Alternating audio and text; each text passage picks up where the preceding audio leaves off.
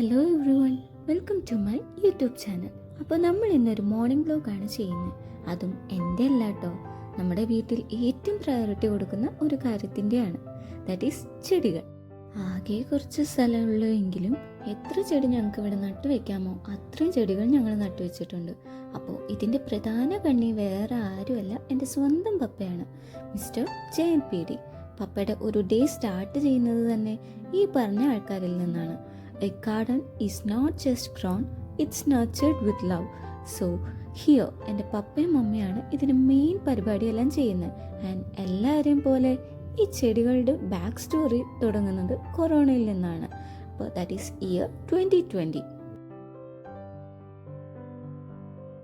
അപ്പോൾ ഞങ്ങൾക്കും തോന്നി ഇത്രയല്ലേ സ്ഥലമുള്ളൂ, അവിടെയെങ്കിലും ഞങ്ങൾക്ക് ചെടി നട്ടുവെക്കാമെന്ന്.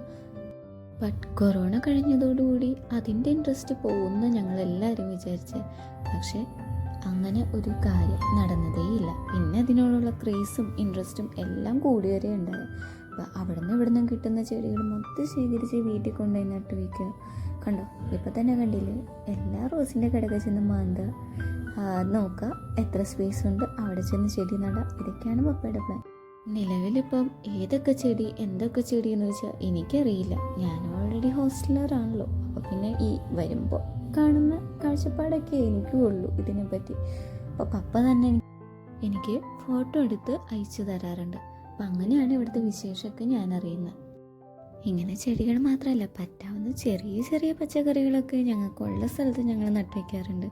ഈവൻ ടാങ്കിൽ മണ്ണ് നിറച്ച് വരെ ഒരു മരം വളർത്താൻ ഞങ്ങൾ ശ്രമിച്ചിട്ടുണ്ട്. ഞങ്ങൾക്ക് അത്രയും സ്ഥലമേ ഉള്ളെങ്കിലും മാക്സിമം ഞങ്ങൾക്ക് എന്തൊക്കെ ചെയ്യാൻ പറ്റും അതൊക്കെ ഞങ്ങൾ ചെയ്തിട്ടുണ്ട്.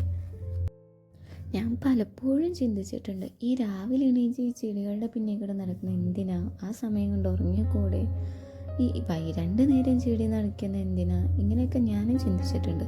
പക്ഷേ നമുക്കൊരു വിഷമം വരുമ്പോൾ ഈ പറഞ്ഞ ചെടികളുടെ അടുത്ത് പോയെന്നിരിക്കുമ്പോൾ തന്നെ ഒരു പാതി സമാധാനം.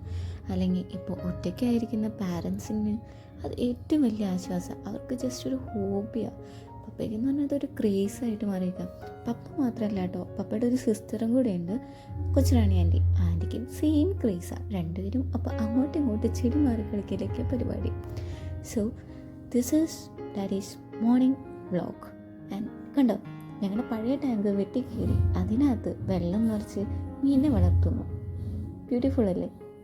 ഐഡിയ എൻ്റെയാണ്. എന്നാലും ചെറിയ സൈഡിൽ പപ്പയ്ക്ക് ഒരു ക്രെഡിറ്റ് വേണമെങ്കിൽ കൊടുത്ത് വെക്കാം. പക്ഷെ ആമ്പലൊക്കെ പപ്പയുടെ ഐഡിയ കേട്ടോ.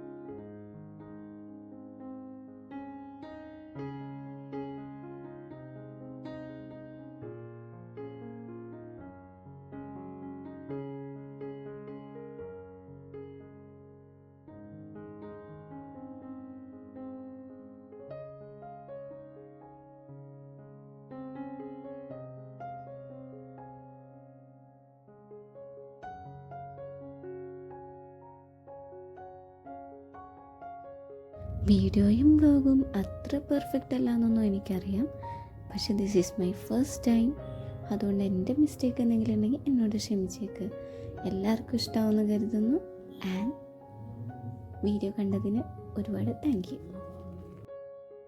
സോ എല്ലാവരും വീഡിയോ കണ്ടു എന്ന് വിചാരിക്കുന്നു. ഇഷ്ടപ്പെട്ടാൽ ലൈക്ക് ചെയ്യുക, ഫോളോ ചെയ്യുക, സബ്സ്ക്രൈബ് ചെയ്യുക.